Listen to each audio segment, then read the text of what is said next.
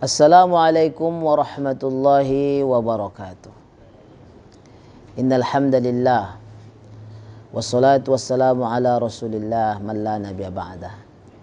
Asyhadu an la ilaha illallah wa asyhadu anna sayyidina Muhammadan abduhu wa rasuluhu wa khaliluhu wa safiyuh man la nabiyya ba'dah. Alhamdulillah, bersyukur pada Allah Subhanahu wa taala. Berselawat kita ke atas Nabi kita Muhammad sallallahu alaihi wasallam. Allahumma salli wa sallim wa barik ala sayyidina wa nabiyina Muhammadin wa ala alihi wa sahbihi ajma'in. Alhamdulillah, syukur pada Allah SWT. Allah masih memberikan kita kesehatan. Allah masih memberikan kita kekuatan untuk kita beribadah di bulan Ramadan al-Mubarak ini. Sebentar lagi berakhirlah Ramadan al-Mubarak. Bagi orang-orang yang beriman, apabila Ramadan itu berakhir, maka mereka sedih, menangis. Bahkan Rasulullah SAW mengatakan, "Lau ta'lamu ummati ma fi Ramadan, la atamanna walau kana Ramadhana sanatan." Kalaulah umatku mengerti dan mengetahui kelebihan, fadilat, keutamaan bulan Ramadan, la atamanna, pastilah mereka bercita-cita, memohon, meminta kepada Allah Subhanahu wa taala agar Allah jadikan Ramadan itu 1 tahun. Begitulah sifat-sifat orang yang beriman. Sebaliknya orang-orang yang tidak peduli dengan bulan yang penuh dengan kemuliaan ini, maka mereka merasa biar Ramadan itu berakhir. Bahkan tiap-tiap hari mereka melihat kalender, sudah tanggal berapa, sudah berapa Ramadan. Sedangkan orang-orang yang beriman, termasuk para sahabat-sahabat Rasulullah SAW, di akhir-akhir Ramadan, mereka itu banyak yang menangis, banyak yang mereka bersedih, mengeluarkan air mata, karena mereka merasakan Ramadan akan berakhir daripada mereka. Mudah-mudahan kita semua yang hadir, kaum muslimin dan muslimat, yang diberikan Allah SWT kita kesempatan hidup kita, kesempatan kita berpuasa di tahun ini, karena kita merasakan ramai dari kalangan sahabat-sahabat kita, ramai dari kalangan keluarga-keluarga dekat kita, bahkan ramai dari guru-guru kita, masyayikh kita, ulama-ulama kita, orang-orang yang banyak mengajarkan kita makna kehidupan. Mereka sudah pergi meninggalkan kita. Qad laqiya rabbahu, mereka sudah berjumpa dengan Allah Subhanahu wa taala. Kita semua maklum dengan adanya COVID-19 ini, berapa ramai kita kehilangan para ulama, berapa ramai kita kehilangan para tokoh-tokoh agama, orang-orang yang mengajarkan agama ini. Tapi alhamdulillah, nikmat yang diberikan Allah Subhanahu wa taala kepada kita dengan anugerah Allah, Allah berikan kita hidup. Termasuklah diri Al-Fakir ini, alhamdulillah, masih diberikan Allah kesempatan untuk berpuasa di tahun ini. Satu nikmat alhamdulillah yang sangat besar. Hadza min fadli Rabbi. Ya Tuhan, ini kurniamu yang besar kepada kami.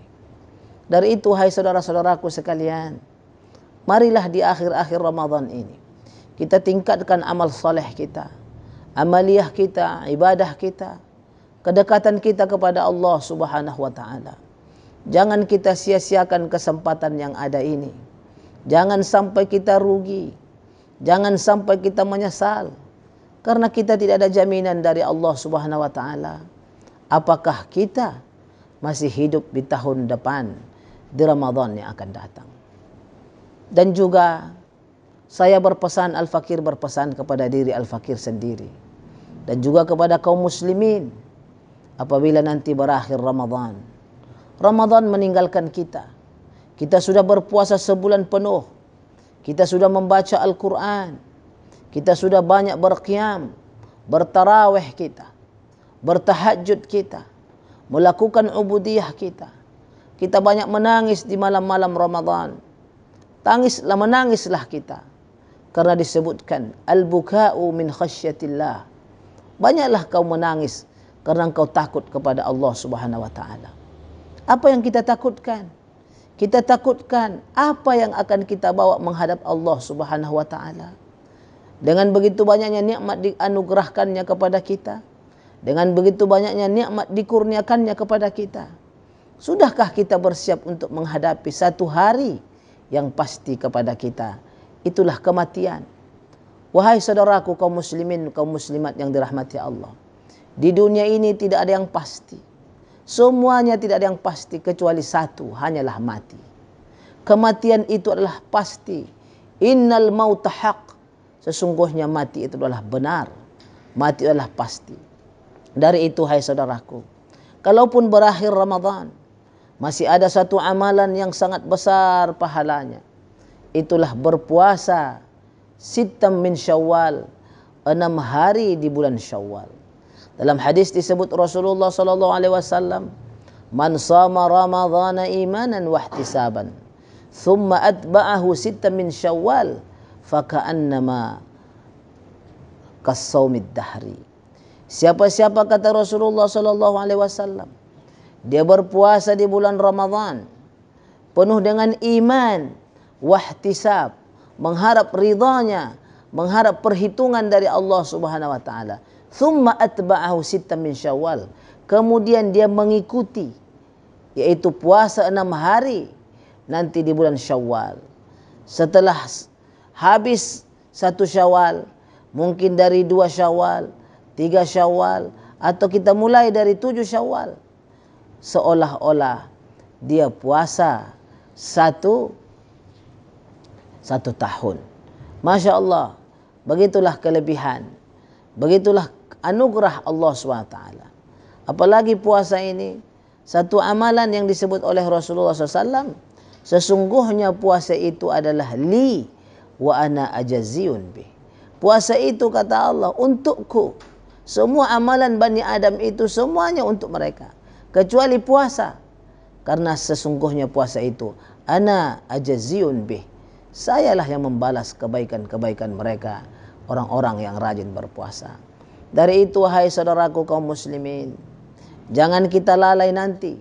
Apabila sudah masuk di bulan Syawal, jangan kita habiskan hari-hari kita, waktu kita untuk banyak berpesta sana berpesta sini. Pastikan Anda puasa 6 hari di bulan Syawal, karena itu adalah anjuran yang dianjurkan oleh Rasulullah sallallahu alaihi wasallam, yaitu amalan salafus saleh yang tak pernah mereka tinggalkan. Jadi mudah-mudahan kita semua insya-Allah termasuk orang-orang yang diridhai oleh Allah, termasuk yang Allah ringankan tubuh badan kita untuk beribadah, apalagi ibadah puasa ini. Kita semua tahu kelebihan orang berpuasa, Masya Allah, sehingga nanti dalam syurga ada satu pintu namanya Babur Rayyan, yaitu khusus pintu syurga ini diberikan Allah Subhanahu wa taala, dipersilahkan Allah Subhanahu wa taala hanya mereka-mereka yang sewaktu hidupnya di dunia banyak mereka melakukan puasa, baik itu puasa fardu, baik itu puasa sunnah. Jadi mudah-mudahan insyaAllah jangan kita tinggalkan amaliyah puasa ini, karena puasa ini sangat besar pahalanya di sisi Allah Subhanahu wa taala. Dan disebutkan juga sesungguhnya puasa itu adalah junnah, puasa itu adalah benteng yang kuat, benteng yang akan memagari kita dari jatuh kepada kemaksiatan, benteng yang menjauhkan kita untuk memelihara dan mengekang hawa dan nafsu kita. Mudah-mudahan Allah SWT ridha kepada kita, Allah cinta kepada kita, Allah berikan kita kesehatan di bulan Ramadan ini, di akhir-akhir Ramadan ini. Dan begitu juga nanti apabila sudah masuk nanti di bulan Syawal, dapatlah kita meningkatkan amaliyah kita, dapatlah kita meningkatkan ibadah kita, dapatlah kita semua melaksanakan tanggungjawab kita, terutama menambah mahabbah kita. Perbanyaklah bersalawat kepada Nabi Muhammad sallallahu alaihi wasallam. Bukan hanya lisan kita bersalawat, bukan hanya lidah kita bersalawat, tapi kehidupan sehari-hari kita mencontohi kehidupan Nabi Muhammad sallallahu alaihi wasallam. Akhlak dan adab kita adalah akhlak Nabi Muhammad sallallahu alaihi wasallam. Ketahuilah wahai saudaraku sekalian, sesungguhnya orang-orang bukan Islam, mereka tidak membaca Al-Quran, mereka tidak membaca hadis-hadis Nabi, mereka tidak membaca Syama'ilul Muhammadiyah, mereka tidak membaca itu semua. Tapi mereka melihat kita kaum muslimin, yang dilihat mereka kita. Sebab itu ulama mengatakan, jadikanlah dirimu Al-Quran yang berjalan, jadikanlah dirimu sunnah yang berjalan. Karena kalaulah akhlak kita ini, sebab itu disebutkan oleh para ulama, ad-da'watul hal khairun min da'watil lisan. Berdakwah secara perbuatan, berdakwah secara af'al, itu lebih baik daripada kita berdakwah dengan perkataan. Hari ini begitu ramainya kita, lisan kita fasih untuk mengajak orang berbuat kebaikan, tapi kadang-kadang kita sendiri tidak melakukan kebaikan itu. Dari itu, marilah wahai saudara-saudaraku semua sekalian, kita jadikan diri kita ini asbab hidayah kepada orang lain. Sebab itu kata Rasulullah SAW, jadilah kalian asbab hidayah kepada orang lain, terutama kepada saudara-saudara kita yang bukan Islam.